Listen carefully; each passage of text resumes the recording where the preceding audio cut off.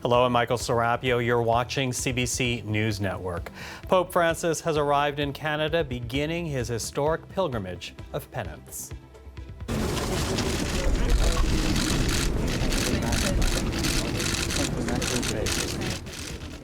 The Pope's 6-day trip began earlier today with his arrival in Edmonton, Alberta.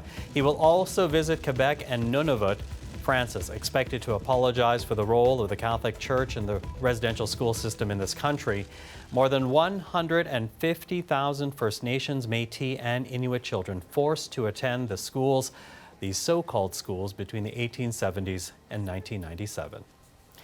With that, let's go to the CBC's Renee Filippone once again at Edmonton International Airport. This is where the ceremony to greet Pope Francis was held.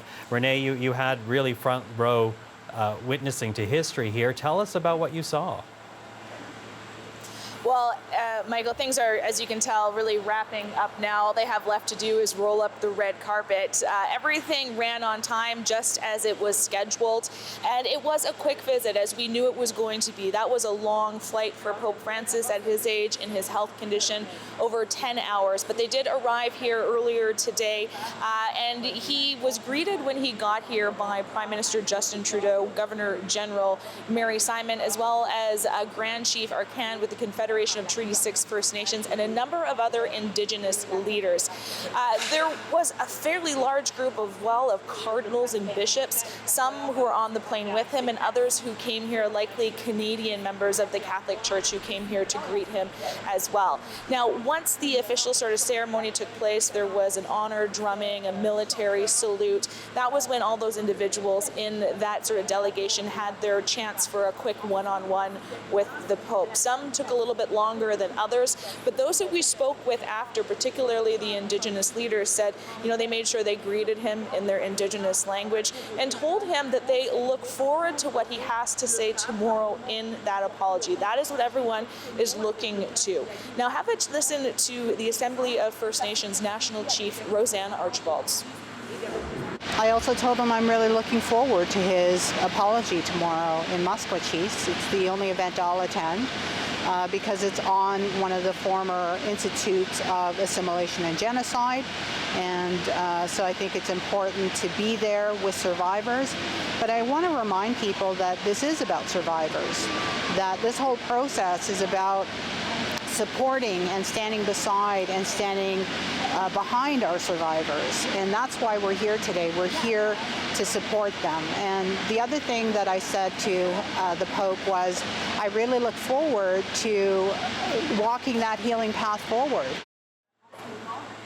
Now, just because everything ran smoothly today, this has really been a real crunch when it came to organizing this trip, just a couple of months in comparison to a year or more. And that has really created some issues, specifically that Archibald brought up, that she feels like there hasn't been enough communication from the Catholic bishops with Indigenous communities, that has been unilateral, and that there are some issues with survivors who want to attend particular events and don't know how or are unable to. So that was one thing she said they are still worried about and curious how that is going to play out in the coming days. And she did also mention one other thing she spoke directly to the Pope about in her brief moment with him, and that was the doctrine of discovery, that papal decree that basically justified colonization. And she says that is one thing she wants to see him rescind on this trip. It remains to be seen if that is something that comes up in the next few days. Well, let's talk about the next few days, Renee. It was a fairly quick ceremony at the Edmonton airport today. What is next for Pope Francis? What are we keeping an eye on during this trip? Well, he is relaxing now. It is Sunday, so people would expect him to perhaps attend a mass, but that isn't the case. He's at the St. Joseph Seminary to relax after that trip. And tomorrow, early in the morning, we'll be headed out to Maskwacis, where we are going to hear that apology. The Pope will look at the residential school site that's there. He will speak with Indigenous leaders, and that's when he is going to make his formal address. So everyone will be listening very closely to that for sure. Later in the evening, he will attend a mass at St. Sacred Heart Church of the Indigenous peoples here in the city of Edmonton.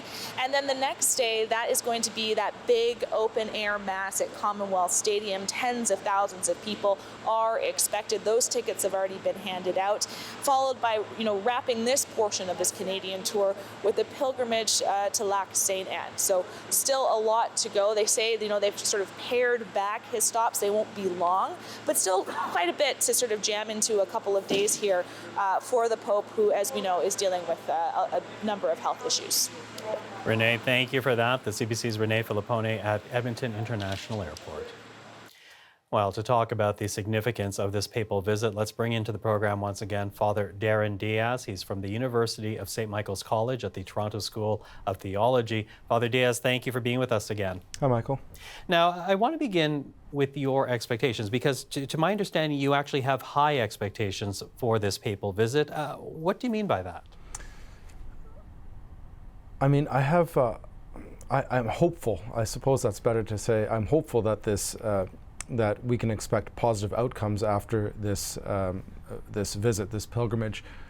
Certainly in what the Pope, in coming here, and then in what the Pope will say, he will commit the Catholic Church to a certain trajectory, right? When popes come and they make speeches and they speak about things and they teach as the Bishop of Rome, as in their capacity as the successor of Peter, those teachings, those words are important. And I expect that the Pope will commit and recommit the Church in Canada and probably beyond Canada to first of all, to making the apology, and then to what the ramifications of what making an apology, what the ramifications are. For example, will the Pope, not only in the apology, what will the apology look like? Further, what about this doctrine of discovery, as people have been speaking about? Will the Pope say something about that? Of course, that teaching has been abrogated, and the Canadian bishops have repudiated it, but will the Pope say something to it? So there's a lot of potential in this visit, both in terms of responding to the requests of survivors, to maybe helping them move forward in a positive direction, but also beyond that, there's possibly the way that the Church relates to Indigenous communities. If this could change in a more positive way, the Church then would be committed. So it's not just the visit, but it's in what he does and says that commits the institution to a certain trajectory.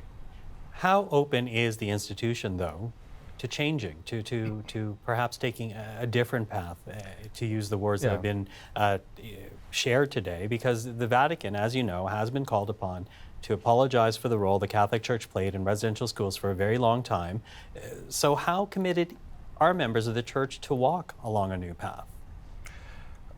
First, I'd say, the Church is a mixed bag, as St. Augustine might have said. There's saints and sinners, there's all kinds of different opinions, and the Church is a people that's in a journey together. So it's not like a corporation or a company and, with the Pope as the CEO. So that makes things very complex. Certainly, I think in what was seen as a delay in the apology of the bishops of Canada and the Pope, this reveals the complexity. I don't think there's any doubt that the bishops feel that an apology is the correct response to the request for an apology, right? Nobody thinks that the residential school system was good. So, but it's the complex internal workings of a very complex entity that is the Roman Catholic Church.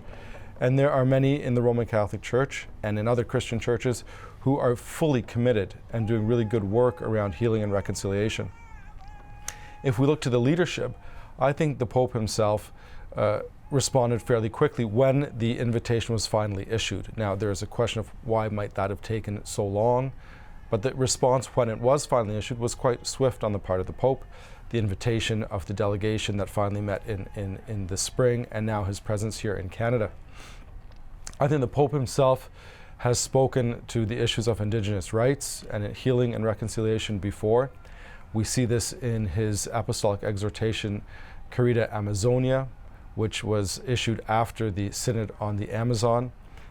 But also we've heard him in various discourses make apologies for the part the Church has played in the settling of the so-called New World. He has written and spoken time and again about the evils of colonialism and the ongoing effects, not just as a historical item, but as something that continues to today. So in the Pope, I think there is a great deal of leadership, of openness to walking this necessary path. I think the question is really, what is the commitment of regular Canadians, of Catholic Canadians in the pew? That's what's going to make a lot of the difference also.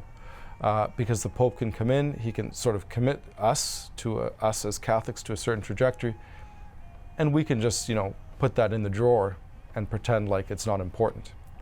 So in terms of how this plays out for the Church, which is this complex, mixed bag of people, of positions, of perspectives, that remains to be seen. But if we take our lead from the Pope, which is, I think, the reason why he's here, I think that there are possibilities. Now, we'll always have to remain critical. We've heard of some of the problems around the organization of the visit, etc. So, these things don't disappear, but we enter into a good faith commitment to walking the path of justice and healing.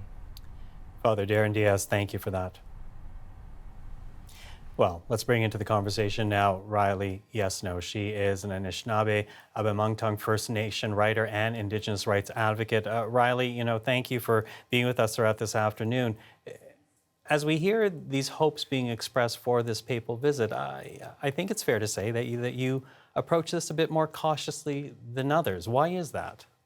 I like the word cautious. I think maybe it's better than skeptical or critical.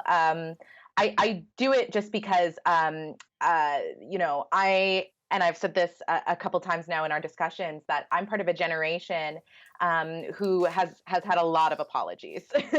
I know it's historic that this is the first time he's doing it here and all these things, but we remember the one in Rome. We remember the TRC. We remember MMIWG. And so we went into all of these apologies with, I think, good faith. That's why we committed to them, and throughout the process, bringing them to life. But even still, the part that was the results of that apology that we were always promised have largely failed to live up to expectations and up to demands and what they need to be. And so I'm cautious because everybody, is talking about how this is a moment where we can move forward in this process. And I'm like, okay, I will watch and I will listen. And I truly hope that that's the case. But there's also an element there because of that, broken promise again and again and again, that I kind of will believe it when I see it. So what would make it meaningful then? What concrete actions need to come out of an apology or accompany an apology to make this visit worthwhile? Yeah, so my checklist is twofold. There's one about the apology itself. We all know that there are good apologies and bad apologies. We know that there's, that I'm sorry you feel that way, or I'm sorry someone did that to you, is a bad apology. A good apology is one where there's full responsibility taken, where there's deep and meaningful acknowledgement that shows that there's been listening to what people say needs to be apologized for. These are things we can look at when we are critiquing the actual words of what he says. So I hope that that's a good one. The other thing that we can look for is the actionable part of it. And we've talked a lot today. I think the CBC has done a great job of showing just how many things there are that need to be done, whether that's rescinding the doctrine of discovery, the papal bulls, returning stolen artifacts, releasing more documents. The list is pretty extensive, actually. And so we can look, I like to think about it in two ways, that there's the actual apology part where there's room to look at, and then those actions. Mm-hmm. And so much of the focus right now, of course, is with the Catholic Church, because this is why the Pope is here, to apologize for the role the Church played, running about 60% of the residential schools in the system at the time. But, I have about a minute here. I'm wondering about what your hope is beyond members of the Catholic faith. What impact do you hope this visit has amongst other Canadians as we continue to talk about reconciliation? Yeah, I think that this is a great exercise for Canadians and a great opportunity, given how much attention there will be given, hopefully, to Indigenous voices, right? We talked about the Indigenous journalists are there, the Indigenous commentators who come on shows like this. Actually really listen to what they're saying. Instead of getting caught up in the glitz and glam and the excitement of this historic Pope visit, listen to the Indigenous people who this is actually meant to be for. And if they say that this hasn't worked, that's something we have to sit with afterwards. If they say it does work, think about what worked and what we can continue on that way. Listen to Indigenous voices throughout this process. Riley, thank you for this. Really good to be speaking with you today. Appreciate the time. Thanks for having me.